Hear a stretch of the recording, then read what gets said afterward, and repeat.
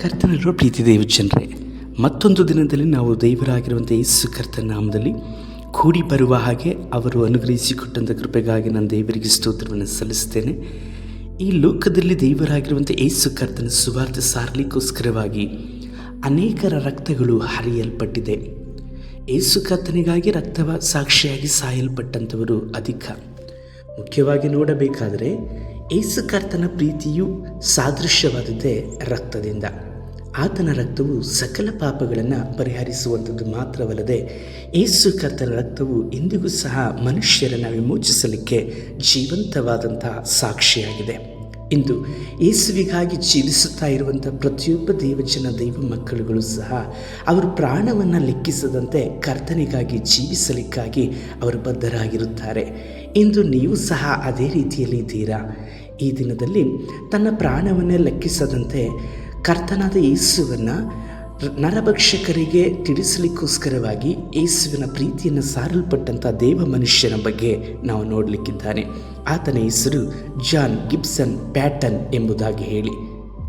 John Gibson Patton ಅವರನ್ನು ಅನೇಕರು ನರಭಕ್ಷಕರ ಅಪೊಸ್ತಲನು ಎಂಬುದಾಗಿ ಕರೆಯಲ್ಪಡುತ್ತಾರೆ.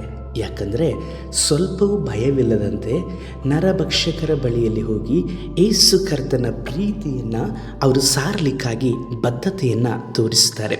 ಇವರು 1824ರಲ್ಲಿ ಸ್ಕಾಟ್ಲೆಂಡ್ನಲ್ಲಿ ಜನಿಸಲ್ಪಡುತ್ತಾರೆ. ಇವರ ಕುಟುಂಬವು ಪಾರಂಪರ್ಯವಾಗಿ ಯೇಸು ಕರ್ತನನ್ನು ನಂಬಲ್ಪಟ್ಟಂತಹ ಕುಟುಂಬವಾಗಿತ್ತು. ಮಾತ್ರವಲ್ಲದೆ ಅವರ ಕುಟುಂಬವು ಭಯಭಕ್ತಿಯಿಂದ ದೇವರಾಗಿರುವಂಥ ಯೇಸು ಕರ್ತನನ್ನು ಅಂಗೀಕರಿಸಿಕೊಂಡು ಸಭೆಯಾಗಿ ಕೂಡಿಕೊಳ್ಳುವಂಥದ್ದು, ಕರ್ತನ ಕುರಿತಾದಂತಹ ಸಾಕ್ಷಿಗಳನ್ನು ಪ್ರಚುರಪಡಿಸುವಂಥದ್ದರಲ್ಲಿ ಅವರು ಬದ್ಧತೆಯುಳ್ಳವರಾಗಿದ್ದರು. ಇವರ ವಿದ್ಯಾಭ್ಯಾಸವು ಜಾನ್ ಗಿಬ್ಸನ್ ಪ್ಯಾಟನ್ ಅವರ ವಿದ್ಯಾಭ್ಯಾಸವು ಪ್ರಥಮ ಮಾತ್ರವಲ್ಲದೆ ಪದವಿ ಹಂತದ ವಿದ್ಯಾಭ್ಯಾಸವು ಸ್ಕಾಟ್ಲೆಂಡ್ನಲ್ಲಿ ನಡೆಯಲ್ಪಡುತ್ತದೆ. ವಿದ್ಯಾರ್ಥಿ ಜೀವನದಲ್ಲಿಯೇ ಕರ್ತನಿಗೋಸ್ಕರವಾಗಿ ಜೀವಿಸುವಂಥ ಹಂಬಲ ಪ್ಯಾಟನ್ ರವರಿಗೆ ಇತ್ತು. ಮಾತ್ರವಲ್ಲದೆ ಏನನ್ನಾದರೂ ದೇವರಾಗಿರುವಂಥ ಯೇಸು ಕರ್ತನಿಗೋಸ್ಕರವಾಗಿ ನಾನು ಸಾಧಿಸಲೇಬೇಕೆಂಬುದಾದಂತಹ ಮಹತ್ತರವಾದಂತಹ ಅಪೇಕ್ಷೆ ಅವರದ್ದಾಗಿತ್ತು. ಇದರ ಫಲಪ್ರದವಾಗಿ ಅವರು ದೇವರಾಗಿರುವಂಥ ಯೇಸು ಕರ್ತನ ಸುವಾರ್ತೆಯನ್ನು ಸಾರಲಿಕ್ಕೋಸ್ಕರವಾಗಿ ಕರ್ತನ ಕರೆಯುವಿಕೆಗೆ ಕಿವಿಗೊಡುತ್ತಾರೆ. ಅವರು ಆರಿಸಿ ತೆಗೆದುಕೊಂಡಂತಹ ಸ್ಥಳ ನರಭಕ್ಷಕರನ್ನು, ನರಮಾಂಸವನ್ನು ತಿನ್ನಲ್ಪಡುವಂತಹ ನರಭಕ್ಷಕರನ್ನು ಇರುವಂಥ ವಾಸಿಸುವಂತಹ ಒಂದು ಕಾಡಿನ ದ್ವೀಪದ ಪ್ರದೇಶವನ್ನು ಅವರು ಆರಿಸಿಕೊಳ್ಳಲ್ಪಡ್ತಾರೆ. ಅವರೇ ಆರಿಸಿಕೊಂಡರು ಎಂಬುದಾಗಿ ಹೇಳುವುದಕ್ಕಿಂತಲೂ ಯೇಸು ಕರ್ತನೇ ಇವರನ್ನು ಅಂತಹ ಜನಗಳಿಗೋಸ್ಕರವಾಗಿ ತನ್ನ ಪ್ರೀತಿಯನ್ನು ಸಾದೃಶ್ಯಪಡಿಸಲಿಕ್ಕಾಗಿ ಆರಿಸಿ ತೆಗೆದುಕೊಂಡರು. ಪ್ಯಾಟನ್ ಅವರು ಮೊದಲನೆಯದಾಗಿ ಸ್ಕಾಟ್ಲೆಂಡ್ನ ಕೊಳಗೇರಿ ಪ್ರದೇಶಗಳು ಮಾತ್ರವಲ್ಲದೆ ಬಡತನದಲ್ಲಿದ್ದಂತಹ ಜನಗಳ ನಡುವೆ ರಸ್ತೆ ಬದಿಯಲ್ಲಿ ವಾಸಿಸುತ್ತಿದ್ದಂತಹ ನಿರಾಶ್ರಿತರಿಗೆ ಸುವಾರ್ತೆಯನ್ನು ಸಾರುತ್ತಾ ಸೇವೆಯನ್ನು ಮಾಡಲಿಕ್ಕಾಗಿ ಪ್ರಾರಂಭಿಸುತ್ತಾರೆ. ಸುಮಾರು 10 ವರ್ಷಗಳ ತನಕವಾಗಿ ಈ ಸೇವೆಯನ್ನು ಮಾಡಿದರೂ ಸಹ ಸೇವೆಯಲ್ಲಿ ಪರಿಣಾಮಕಾರಿಯಾದಂತಹ ಬೆಳವಣಿಗೆಯನ್ನು ಅವರು ಕಾಣದಂತೆ ನಿರಾಶರಾಗುತ್ತಾರೆ. ಸಭೆ ಬೆಳವಣಿಗೆ ಆಗುವುದೇ ಇಲ್ಲ. 10 ವರ್ಷಗಳ ತನಕವಾಗಿಯೂ ತಾಳ್ಮೆಯಿಂದಲೂ ಅಪೇಕ್ಷೆಯಿಂದಲೂ ಕಾತುರತೆಯಿಂದಲೂ ಅವರು ಸುವಾರ್ತೆಯನ್ನು ಸಾರುತ್ತಾ ಸೇವೆಯನ್ನು ಮಾಡಿದ್ರು ಸಹ ಅವರು ಸಭೆಯ ಬೆಳವಣಿಗೆ ಆಗದೇ ಇರುವಂಥದ್ದು ಸಹ ಅವರ ಮನದಲ್ಲಿ ಬಹಳ ದುಃಖವನ್ನು ಉಂಟು ಮಾಡುವಂಥದ್ದಾಗಿತ್ತು. ಆದರೆ ಪ್ಯಾಟನ್ ರವರು ನಿರಾಶರಾಗಲಿಲ್ಲ. ಕರ್ತನ ಸಮ್ಮುಖದಲ್ಲಿ ಕಾದುಕೊಂಡರು. ಕರ್ತನಿಗೋಸ್ಕರವಾಗಿ ಜೀವಿಸುವಂತಹ ಪಣವನ್ನು ತೊಟ್ಟು ಮರಳಿ ತನ್ನ ಪ್ರಯತ್ನವನ್ನು ದೇವರಾಗಿರುವಂಥ ಯೇಸು ಕರ್ತನ ವಾಕ್ಯದ ಮೇಲೆ ಅವರು ಭರವಸೆ ಇಟ್ಟವರಾಗಿ ಮಾಡಿದರು. ಪರಿಣಾಮಕಾರಿಯಾಗಿ 10ನೇ ವರ್ಷದ ನಂತರದಲ್ಲಿ 11ನೇ ವರ್ಷದಲ್ಲಿ ಸುಮಾರು 8 ಜನ ಯೌವನಸ್ಥರನ್ನು ರಕ್ಷಣೆಗೆ ತರುತ್ತಾರೆ. ಆ 8 ಜನಗಳು ಆ ನಂತರದಲ್ಲಿ ದೇವರ ಸೇವೆಗಾಗಿ ಒಪ್ಪಿಸಿಕೊಟ್ಟು ಸೇವಕರಾಗಿ ಮಾರ್ಪಡುತ್ತಾರೆ. 1833ರಲ್ಲಿ ಪ್ಯಾಟನ್ ರವರು ಹೈಬ್ರಿಡ್ ಅನ್ನುವಂಥ ದ್ವೀಪಕ್ಕೆ ಕರ್ತನ ಕರೆಯುವಿಕೆ ಮೇರೆಗೆ ಒಬ್ಬ ದೇವ ಸೇವಕರಿಂದ ಕಳುಹಿಸಲ್ಪಡುತ್ತಾರೆ. ಆ ಸ್ಥಳದಲ್ಲಿ ನರಭಕ್ಷಕನೇ ಅಂದರೆ ಮನುಷ್ಯರನ್ನು ತಿನ್ನುವಂತಹ ಮನುಷ್ಯರು ವಾಸ ಮಾಡುವವರಾಗಿದ್ದರು. ಆ ಸ್ಥಳಕ್ಕೆ ಹೋಗುವಂತಹ ಸಮಯಕ್ಕೆ ಕೆಲವು ದಿವಸಗಳ ಹಿಂದೆ ಮೇರಿ ಅನ್ಬ್ರೋಬನ್ಸ್ ಅನ್ನುವಂಥವರ ಜೊತೆಯಲ್ಲಿ ಪ್ಯಾಟನ್ ರವರಿಗೆ ವಿವಾಹವಾಗುತ್ತದೆ. ನವದಂಪತಿಗಳಾದಂಥ ಇವರು ಮೊದಲನೆಯದಾಗಿ ದೇವರ ಸುವಾರ್ತೆಗೆ ಮಹತ್ವವನ್ನು ಕೊಟ್ಟು ನರಭಕ್ಷಣೆಯನ್ನು ಮಾಡುವಂತಹ ಆ ಜನಗಳ ನಡುವೆ ದೇವರಾಗಿರುವಂಥ ಯೇಸು ಕರ್ತನ ಪ್ರೀತಿಯನ್ನು ಸಾರಲಿಕ್ಕಾಗಿ ಹೋಗುವುದಕ್ಕಾಗಿ ತಮ್ಮನ್ನು ಒಪ್ಪಿಸಿಕೊಟ್ಟು ಮುಂದುವರಿಯುತ್ತಾರೆ. ಕರ್ತನಿಗೆ ಒಪ್ಪಿಸಿಕೊಟ್ಟ ಪ್ರಕಾರವಾಗಿ ಈ ಯೌವನಸ್ಥ ನವದಂಪತಿಗಳು ನ್ಯೂ ಹೈಬ್ರಿಡ್ಸ್ ಅನ್ನುವಂತಹ ಆ ದ್ವೀಪಕ್ಕೆ ಹೋಗಲಿಕ್ಕಾಗಿ ಸಜ್ಜಾಗುತ್ತಾರೆ. ಅನೇಕರು ಇವರನ್ನು ಕುರಿತಾಗಿ ಇವರು ಮೂರ್ಖತನದ ಪರಮಾವಧಿಯನ್ನು, ಮೂರ್ಖತನದ ಆಲೋಚನೆಯನ್ನು ಮಾಡುತ್ತಿದ್ದಾರೆ. ಆ ದ್ವೀಪದಲ್ಲಿ ವಾಸಿಸುವಂಥ ಜನಗಳು ಬಹಳ ಕ್ರೂರಿಗಳು, ಕಠೋರವಾಗಿ ಜೀವಿಸುವಂಥವರು, ಮನುಷ್ಯರನ್ನು ತಿಂದು ಬದುಕುವಂಥವರು ಸಹ ಆಗಿದ್ದಾರೆ. ಇಂಥವರ ಬಳಿಯಲ್ಲಿ ಇವರು ಈ ಒಂದು ಮೂರ್ಖತನದ ನಿರ್ಧಾರವನ್ನು ತೆಗೆದುಕೊಂಡು ಹೋಗುತ್ತಾ ಇದ್ದಾರೆ. ಇವರು ಬದುಕು ಬರುತ್ತಾರಾ, ಇವರು ಜೀವಂತವಾಗಿ ಇರಲಿಕ್ಕೆ ಸಾಧ್ಯವೇ ಎಂಬುದಾಗಿ ಅನೇಕರು ಕುಹಕವಾಗಿ ಇವರನ್ನು ಹಾಡಿಕೊಳ್ಳುತ್ತಾರೆ. ಆದರೆ ಪ್ಯಾಟನ್ ರವರು ತಮ್ಮ ನಿರ್ಧಾರದಿಂದ ಹಿಂದೆ ಸರಿಯುವುದಿಲ್ಲ. ನಾನು ಹೋಗುತ್ತಾ ಇರುವಂಥದ್ದು ಯೇಸು ಕರ್ತನ ನಾಮದಲ್ಲಿ, ಸಾಯುವುದಾದರೂ ಸಹ ಆತನಿಗೋಸ್ಕರವಾಗಿ ಸಾಯುತ್ತೇನೆ. ಆದರೆ ಸಾಯುವುದಕ್ಕಿಂತ ಮುಂಚಿತವಾಗಿ ಕ್ರಿಸ್ತನ ಸುವಾರ್ತೆಯನ್ನು, ಕ್ರಿಸ್ತನ ಪ್ರೀತಿಯನ್ನು ಅವರಿಗೆ ಸಾರಲ್ಪಟ್ಟು ಅವರ ಆತ್ಮಗಳನ್ನು ರಕ್ಷಣೆಗೆ ತರದೆ ಹೊರತು ನಾನು ಮರಣಿಸುವುದೇ ಇಲ್ಲ. ಕರ್ತನ ಅದಕ್ಕೋಸ್ಕರವಾಗಿ ನನ್ನನ್ನು ಆ ಸ್ಥಳಕ್ಕೆ ಕರೆದುಕೊಂಡು ಹೋಗುತ್ತಾರೆ ಎಂಬುದಾಗಿ ಹೇಳಿ ನಂಬಿಕೆ ಮಾತ್ರವಲ್ಲದೆ ಕರ್ತನ ಮೇಲಿದ್ದಂಥ ಭರವಸೆಯ ಮಾತುಗಳನ್ನು ತಮ್ಮನ್ನು ಹಾಡಿಕೊಂಡಂಥ, ಪರಿಹಾಸ್ಯ ಮಾಡಿದಂಥ ಜನಗಳಿಗೆ ಅವರು ಸ್ವಲ್ಪವೂ ಸಹ ಸಂಶಯ ಪಡದಂತೆ ಹೇಳುವವರಾಗಿ ಇರುತ್ತಾರೆ. ಆನಂತರದಲ್ಲಿ ಒಬ್ಬ ವೃದ್ಧನು ಪ್ಯಾಟನ್ ರವರ ಬಳಿಯಲ್ಲಿ ಬಂದು, ನೀವು ಆ ದ್ವೀಪಕ್ಕೆ ಹೋಗುವುದಾದರೆ ನಿಶ್ಚಯವಾಗಿ ನರಭಕ್ಷಕರು ನಿಮ್ಮನ್ನು ತಿಂದು ಮುಗಿಸಿಬಿಡುತ್ತಾರೆ. ಜೀವಂತವಾಗಿ ನೀವು ಹೊರಗಡೆ ಬರುವುದಿರಲಿ, ಜೀವಂತವಾಗಿ ನೀವು ಸುವಾರ್ತೆಯನ್ನು ಸಾರಲಿಕ್ಕೂ ಸಾಧ್ಯವಿಲ್ಲ ಎಂಬುದಾಗಿ ಎಚ್ಚರಿಸ್ತಾರೆ.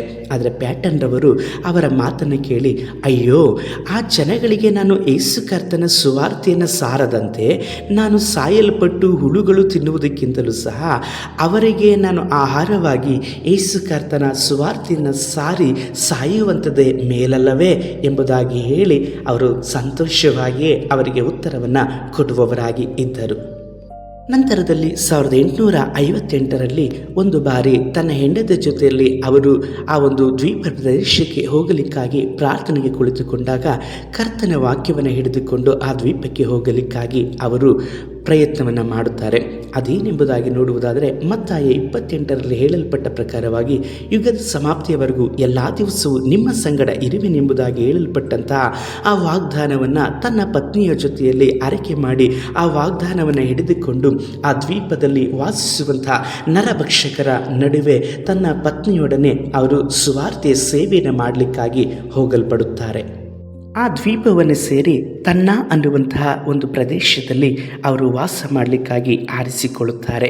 ಭಯಂಕರರು, ಕ್ರೂರತೆ ಉಳ್ಳವರು, ಮಾತ್ರವಲ್ಲದೆ ಮುಖದಲ್ಲಿ ಸ್ವಲ್ಪವೂ ಸಹ ಸಂತೋಷವನ್ನು ಕಾಣದೇ ಇರುವಂಥ ಆ ಕ್ರೂರವಾದಂಥ ಜನಗಳ ನಡುವೆ ಇವರು ದೇವರಾಗಿರುವಂಥ ಯೇಸು ಕರ್ತನ ಸುವಾರ್ತೆಯನ್ನು ಸಾರಲಿಕ್ಕಾಗಿ ಅಲ್ಲಿ ಯಾವ ವಿಧವಾಗಿಯೂ ಭಯಪಡದಂತೆ ತಮ್ಮನ್ನು ತಾವು ಒಪ್ಪಿಸಿಕೊಂಡವರಾಗಿ ದಿನೇ ದಿನೇ ಅವರ ನಡುವೆ ಬೆಳೆಯಲಿಕ್ಕಾಗಿಯೂ ಅವರ ನಡುವೆ ಅವರ ಪ್ರೀತಿಯನ್ನು ಸಂಪಾದಿಸಲಿಕ್ಕಾಗಿಯೂ ಮುಖ್ಯವಾಗಿ ಯೇಸು ಕರ್ತನ ಪ್ರೀತಿಯನ್ನು ತಿಳಿಸುವವರಾಗಿ ಇವರು ಕಾಣಿಸಿಕೊಳ್ಳುತ್ತಾರೆ.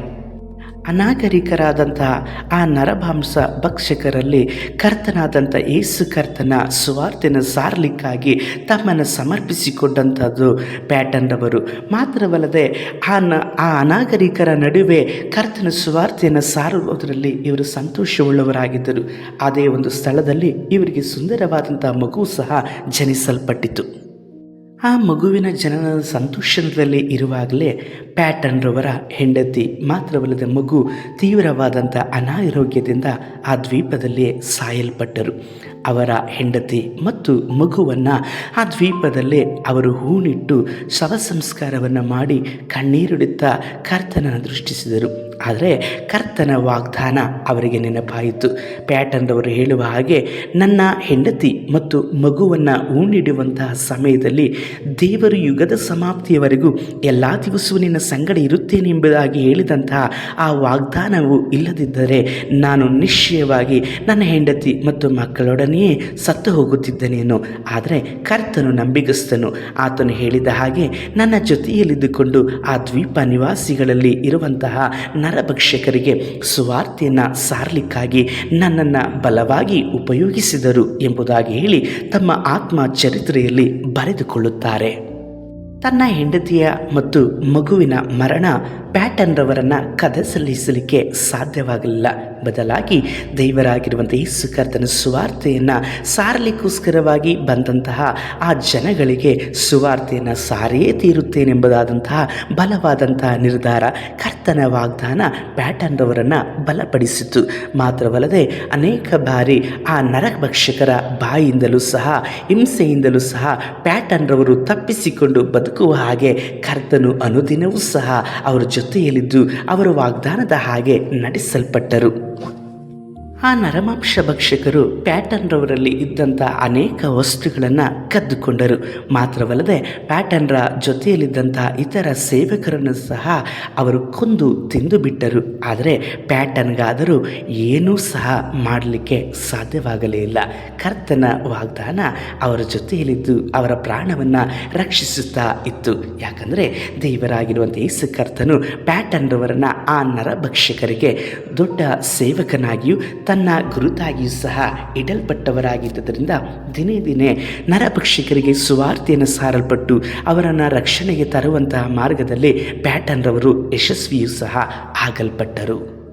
ಪ್ಯಾಟನ್ರವರ ಈ ಸೇವೆಯನ್ನು ಗಮನಿಸಿದಂತಹ ಇತರ ಮಿಷನರಿಗಳು ಸಹ ಪ್ಯಾಟನ್ರವರಿಗೆ ಬೆಂಬಲವಾಗಿ ನಿಲ್ಲಲ್ಪಟ್ಟರು. ಇದರ ಫಲಪ್ರದವಾಗಿ ಕೆಲವು ಮಿಷನರಿಗಳು ಪ್ಯಾಟನ್ರವರ ಜೊತೆಯಲ್ಲಿ ಬಂದು ಆ ದ್ವೀಪ ನಿವಾಸಿಗಳಿಗೆ ಸುವಾರ್ತೆಯನ್ನು ಸಾರಲಿಕ್ಕಾಗಿ ತಮ್ಮನ್ನು ಅರ್ಪಿಸಿಕೊಂಡರು. ಇದರ ಫಲಪ್ರದವಾಗಿ ಅನೇಕ ನರಭಕ್ಷಕರು ಕರ್ತನ ಕಡೆಗೆ ಮನ ತಿರುಗುವಂತಾಯಿತು. ದೇವರು ವಿಶೇಷವಾಗಿ ಇವರನ್ನು ಉಪಯೋಗಿಸಿದರು. ನಂತರದಲ್ಲಿ ಪ್ಯಾಟನ್ರವರು ಎರಡನೇ ವಿವಾಹವನ್ನಾದರು. ಅವರ ಹೆಸರು ಮಾರ್ಗರೆಟ್ ಎಂಬುದಾಗಿ ಹೇಳಿ ಅವರು ದೇವರಲ್ಲಿ ಭಯಭಕ್ತಿ ಉಳ್ಳಂಥವರಾಗಿದ್ದರು. ಅವರ ಜೊತೆಯಲ್ಲಿ ಕೂಡಿ ದೇವರ ಸುವಾರ್ತೆಯನ್ನು ಆ ಒಂದು ದ್ವೀಪದಲ್ಲಿ ಸಾರಲ್ಪಟ್ಟರು. ಪ್ಯಾಟನ್ರವರನ್ನು ಕರ್ತನು ವಿಶೇಷವಾಗಿ ಉಪಯೋಗಿಸಿದರು. ಕೇವಲ ಯೇಸು ಕರ್ತನನ್ನು ಮಾತ್ರವೇ ಈ ಜನಗಳಿಗೆ ಪ್ರಕಟಪಡಿಸಬೇಕೆಂಬುದಾದಂಥ ಮಹತ್ತರವಾದಂತಹ ಅವರ ಆಲೋಚನೆಗಳಿಗೆ ಕರ್ತನು ಫಲಪ್ರದವಾಗಿ ಮಾಡಲ್ಪಟ್ಟರು. ಕರ್ತನು ವಿಶೇಷವಾಗಿ ಅವರ ಪ್ರಾರ್ಥನೆ ಕೇಳಿ ಆ ನರಭಕ್ಷಕರನ್ನು ಕರ್ತನ ಕಡೆಗೆ ತಿರುಗಿಕೊಳ್ಳುವ ಹಾಗೆ ಮನಸ್ಸು ತೆರೆಯಲ್ಪಟ್ಟರು. ಯಾವ ಮನುಷ್ಯರನ್ನು ತಿಂದು ಜೀವಿಸುತ್ತಾ ಇದ್ದರು ಅಂಥ ಮನುಷ್ಯರಿಗೆ ದೇವರ ಕೃಪೆಯಿಂದ ಸುವಾರ್ತೆಯನ್ನು ಸಾರುವುದರಲ್ಲಿ ಕರ್ತನು ವಿಶೇಷವಾಗಿ ಉಪಯೋಗಿಸಲ್ಪಟ್ಟರು. ಹಾಗೆಯೇ ಕರ್ತನು ಅವರನ್ನು ದಿನೇ ದಿನೇ ರಕ್ಷಣೆಗೆ ತರುವುದರಾಗಿ ಇದ್ದರು. ಯಾವ ಮನುಷ್ಯರನ್ನೇ ತಿಂದು ಬದುಕುತ್ತಾ ಇದ್ದಾರೋ ಅಂಥ ಮನುಷ್ಯರು ಯೇಸು ಕರ್ತನನ್ನು ಸ್ವಂತ ರಕ್ಷಕನಾಗಿ ಅಂಗೀಕರಿಸಿಕೊಂಡು ನಂತರದಲ್ಲಿ ಅವರೇ ಸೇವಕರಾಗಿ ಮಾರ್ಪಟ್ಟರು. ಕ್ರಮೇಣವಾಗಿ ಆ ದ್ವೀಪವು ದೇವರಾಗಿರುವಂಥ ಯೇಸು ಕರ್ತನ ದ್ವೀಪವಾಗಿ ಮಾರ್ಪಾಡಾಗಲ್ಪಟ್ಟಿತು. ಮಾತ್ರವಲ್ಲದೆ ನಿಕ್ಷ್ಟಿ ಅನ್ನುವಂತಹ ಒಬ್ಬ ದೇವ ಮಗಳು ತನ್ನ ಗಂಡನನ್ನು ಸಹ ಆ ದ್ವೀಪ ನಿವಾಸಿಗಳ ದೆಸೆಯಿಂದಾಗಿ ಕಳೆದುಕೊಂಡಳು. ಆದರೆ ಈ ಒಂದು ತನ್ನ ಗಂಡನನ್ನು ಕಳೆದುಕೊಂಡಿದ್ದರೂ ಸಹ ಆ ದ್ವೀಪ ನಿವಾಸಿಗಳಿಗೆ ಸುವಾರ್ತೆಯನ್ನು ಸಾರಿ ಅವರನ್ನು ರಕ್ಷಣೆಗೆ ತರಲೇಬೇಕೆಂಬುದಾದಂಥ ಬಹಳ ಹಂಬಲಿಕೆಯಿಂದ ಒಪ್ಪಿಸಿಕೊಟ್ಟವಳಾಗಿ ಅವರ ನಡುವೆ ಸೇವೆಯನ್ನು ಮಾಡಿದಳು. ಪ್ಯಾಟನ್ರವರ ಜೊತೆಗೂಡಿ ಅವರು ಮಾಡಲ್ಪಟ್ಟಂಥ ಸೇವೆ ಫಲಪ್ರದವಾಗಿತ್ತು. ಕ್ರಮೇಣವಾಗಿ ನರಭಕ್ಷಕರಾಗಿದ್ದಂತಹ ಆ ಎಲ್ಲ ಮನುಷ್ಯರು ಸಹ ದೇವರಾಗಿರುವಂಥ ನಜರೇತಿನ ಯೇಸು ಕರ್ತನನ್ನು ಅರಿತುಕೊಳ್ಳುವ ಹಾಗೆ ಕರ್ತನು ಮಾರ್ಗವನ್ನು ತೆರೆಯಲ್ಪಟ್ಟು ಇವರುಗಳನ್ನು ಬಹಳವಾಗಿ ಉಪಯೋಗಿಸಲ್ಪಟ್ಟರು. ಕ್ರೂರವಾದ ಈ ಜನಾಂಗಗಳಿಗೆ ಪ್ಯಾಟನ್ರವರನ್ನು ಕರ್ತನು ವಿಶೇಷವಾಗಿ ಉಪಯೋಗಿಸಿದರು. ಮಾತ್ರವಲ್ಲದೆ ಕರ್ತನು ತಾನು ವಾಗ್ದಾನ ಮಾಡಿದ ಪ್ರಕಾರವಾಗಿ ಪ್ಯಾಟನ್ರವರ ಜೊತೆಯಲ್ಲಿದ್ದು ತಾನು ಆರಿಸಿ ತೆಗೆದುಕೊಂಡಂಥ ಉದ್ದೇಶವನ್ನು ಸಫಲಪಡಿಸಿದರು. ಪ್ಯಾಟನ್ರವರು 1907ರಲ್ಲಿ ಕರ್ತನ ಸಮ್ಮುಖದಲ್ಲಿ ನಿದ್ರೆ ಹೋದರು. ಆದರೆ ಅವರು ಮಾಡಲ್ಪಟ್ಟಂಥ ಕಾರ್ಯಗಳು, ಅವರು ಸಾರಲ್ಪಟ್ಟು ಸುವಾರ್ತೆಯನ್ನು ಸಾರಲ್ಪಟ್ಟು ಕರ್ತನಿಗೋಸ್ಕರವಾಗಿ ಆದಾಯ ಮಾಡಲ್ಪಟ್ಟಂತಹ ಆ ಜನಗಳು, ಆ ಪ್ರಾಂತ್ಯವು ಇನ್ನೂ ಸಹ ಜೀವಂತವಾಗಿದೆ. ನಾವು ಸಾಯುವುದರೊಳಗಾಗಿ ಯೇಸುವಿಗಾಗಿ ಏನನ್ನಾದರೂ ಮಾಡಿ ಸತ್ತರೆ ಎಷ್ಟು ಉತ್ತಮವಾದದ್ದಲ್ವಾ. ಕರ್ತನ ಬಳಿಯಲ್ಲಿ ಒಳ್ಳೆಯ ಹೆಸರನ್ನು ಪಡೆದುಕೊಳ್ಳುವಂಥದ್ದೇ ನಮಗಿರುವಂಥ ದೊಡ್ಡ ಮೇಲಾಗಿದೆ. ಕರ್ತನು ನಿಮ್ಮನ್ನು ಆಶೀರ್ವಾದ ಮಾಡಲಿ. ನಿಮ್ಮನ್ನು ಸಹ ಇತರ ಜನಾಂಗಗಳಿಗೆ ಕರ್ತನಾದ ಯೇಸುವನ್ನು ಪರಿಚಯಿಸಲಿಕ್ಕಾಗಿ ಒಪ್ಪಿಸಿಕೊಳ್ಳಿರಿ. ಈ ಒಂದು ಸಂದೇಶವು ನಿಮಗೆ ಆಶೀರ್ವಾದಕರವಾಗಿ ಇರುವುದಾದರೆ ಇದನ್ನು ಮತ್ತೊಬ್ಬರಿಗೆ ಕಳುಹಿಸುವಂಥದ್ದನ್ನು ಮರೆಯಬೇಡಿರಿ. ನೀವು ಇನ್ನೂ ನಮ್ಮ ಚಾನಲ್ಗೆ ಸಬ್ಸ್ಕ್ರೈಬ್ ಆಗಲಿಲ್ಲವಾದರೆ ಈಗಲೇ ಸಬ್ಸ್ಕ್ರೈಬನ್ನು ಮಾಡಿರಿ. ಮಾತ್ರವಲ್ಲದೆ ನಿಮ್ಮ ಎಲ್ಲ ಪ್ರಾರ್ಥನಾ ಮನವಿಗಳನ್ನು ನಮ್ಮೊಡನೆ ಹಂಚಿಕೊಳ್ಳಿರಿ. ನಾವು ನಿಮಗೋಸ್ಕರವಾಗಿ ಪ್ರಾರ್ಥಿಸುವಂಥದ್ರಲ್ಲಿ ಆಸಕ್ತವುಳ್ಳವರಾಗಿದ್ದೇವೆ. ಕರ್ತನು ನಿಮ್ಮನ್ನು ಆಶೀರ್ವಾದ ಮಾಡಲಿ. ದೇವರ ಚಿತ್ತವಿರುವುದಾದರೆ ಮುಂದಿನ ಭಾನುವಾರದಲ್ಲಿ ನಾವು ವಾರಕ್ಕೊಂದು ಮಿಷನರಿ ಚರಿತ್ರೆಯಲ್ಲಿ ಮತ್ತೊಬ್ಬ ದೇವ ಸೇವಕರ ಬಗ್ಗೆ ನಾವು ತಿಳಿದುಕೊಳ್ಳೋಣ. ಅಲ್ಲಿವರೆಗೂ ಕರ್ತನು ನಿಮ್ಮನ್ನು ಆಶೀರ್ವಾದ ಮಾಡಲಿ. ನಮ್ಮ ಪ್ರತಿದಿನದ ಮುಂಜಾನೆ ಸಂದೇಶ ಮಾತ್ರವಲ್ಲದೆ ಬುಧವಾರ ಮತ್ತು ಶುಕ್ರವಾರದ ಸಂಜೆ ಸಂದೇಶವನ್ನು ನೀವು ಕೇಳಿರಿ. ನಿಮ್ಮ ಅನಿಸಿಕೆಗಳನ್ನು ನಮ್ಮೊಡನೆ ಹಂಚಿಕೊಳ್ಳಿರಿ. ಕರ್ತನು ನಮಗೆ ಒದಗಿಸಿಕೊಟ್ಟಂಥ ಈ ಸೇವೆಯನ್ನು ಮಾಡಲಿಕ್ಕಾಗಿ ನಮಗೆ ಬೇಕಾದಂಥ ಅಗತ್ಯತೆಗಳಿಗಾಗಿಯೂ ಸಹ ಪ್ರಾರ್ಥನೆ ಮಾಡಿರಿ. ದೇವರಾಗಿರುವಂಥ ಯೇಸು ಕರ್ತನು ನಿಮ್ಮನ್ನು ಆಶೀರ್ವಾದ ಮಾಡಲಿ. ಶುಭ ಸಂಜೆ.